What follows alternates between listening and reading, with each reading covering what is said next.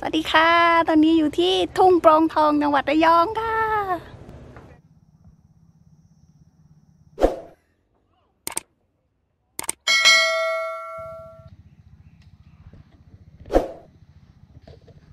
แล้วก็เริ่มกลัวทะเลแล้วนี่ไงคลองกระแมพี่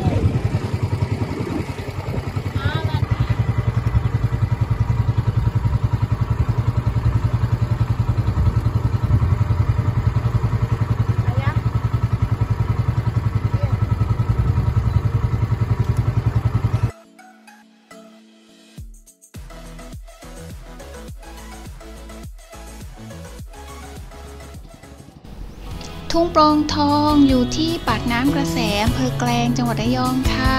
พวกเราก็ขับรถไปจอดกันเอาไว้นะคะค่าบริการ20 บาทแล้วหลังจากนั้นก็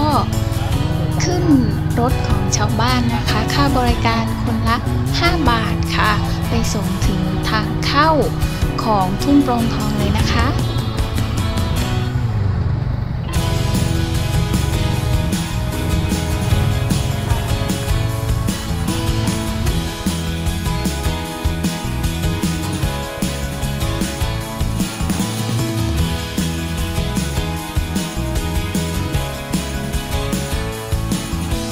ทุ่งโปร่งทองเป็นป่าชายเลนที่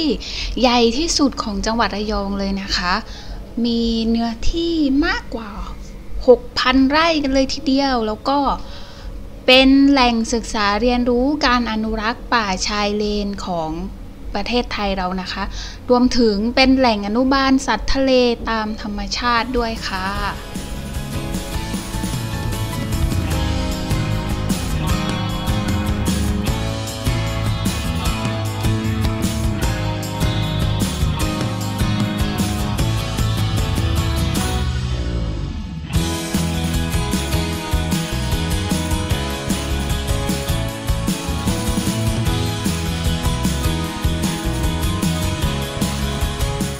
เบื้องหลัง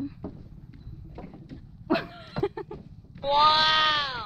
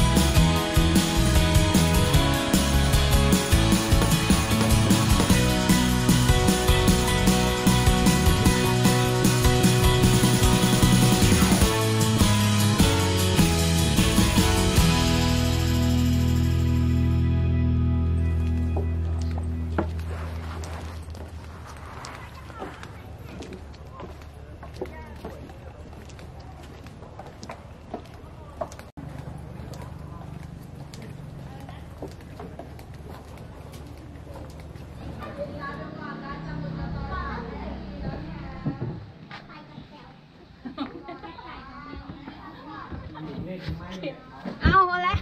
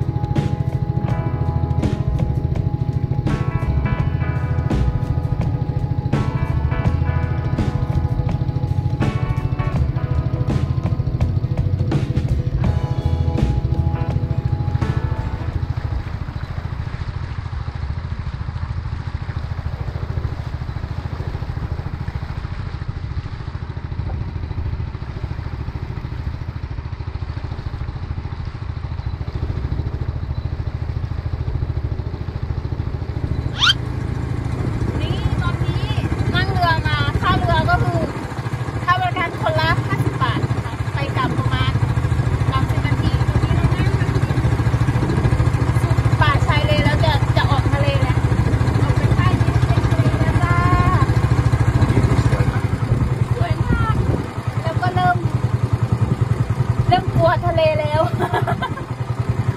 นี่ไงคลองจะแม่พูดร้านไหนเกาะ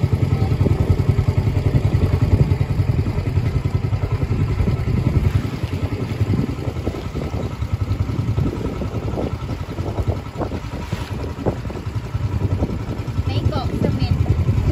นึกพอทะลุอยู่ดูนะเฮ้ย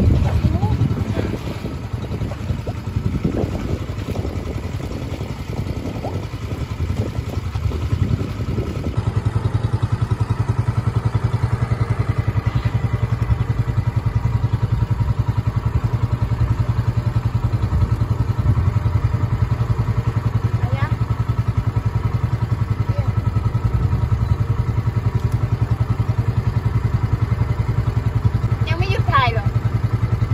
ยัง ให้เขาถ่ายเยอะกันทั้งนั้นวะ เอาไปตัดต่อเอาอ่ะสวยอ่ะตอนนี้เรากลับกันแล้วเอาปิดคลิปเลยวันนี้เรากลับแล้วเด็กเกรงไม่กล้าขยับตัวแล้วเนี่ยไปด้วย นี่ก็ถ่ายลงนะครับผู้เชี่ยวชาญด้านการขับเรือตรงนี้หอยนางรมใช่ไหม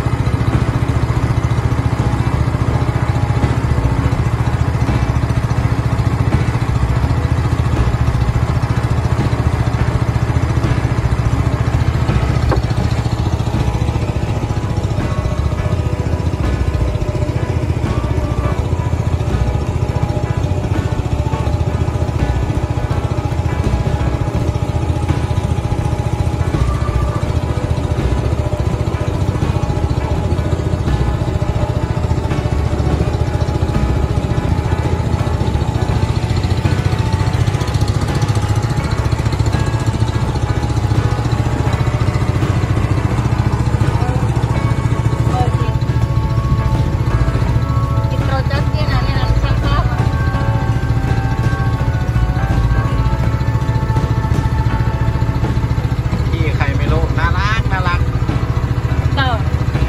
มองเห็นด้วยเหรอ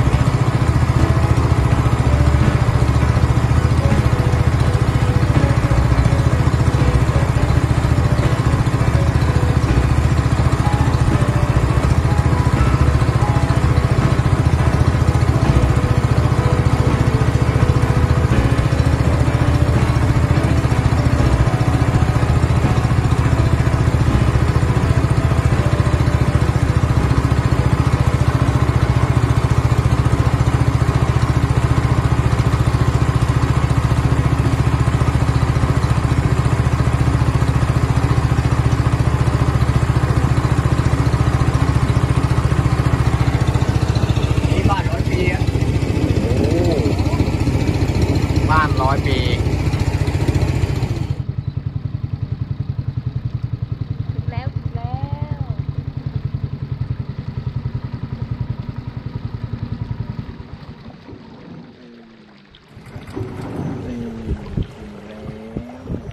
ถึงแล้วครบ1 รอบไปกันแล้วเอานั่งเรือนี้ขับกลับบ้านเลยขับกลับบ้านสิ คลองนี้มันยาวถึงไหนครับอะไรคลองเนี้ยอันนี้เข้าไปอีกได้แต่มันป่ามันรกเข้าลำบาก ก็ถึงไอ้ที่ขับรถข้ามสะพานนั้นมาอยู่ใช่ไหมครับไม่ได้ไม่ได้นะ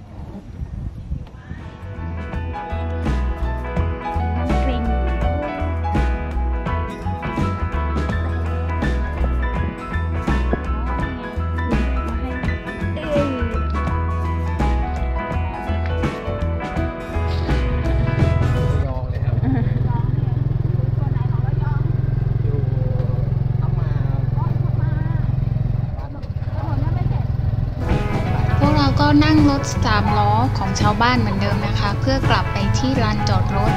ก็ค่าบริการคนละ5 บาทค่ะวันนี้ก็กลับแล้วนะคะฝากกดติดตามกดไลค์กดแชร์กันด้วยค่ะแล้วพบกันใหม่วิดีโอหน้าค่ะบ๊ายบาย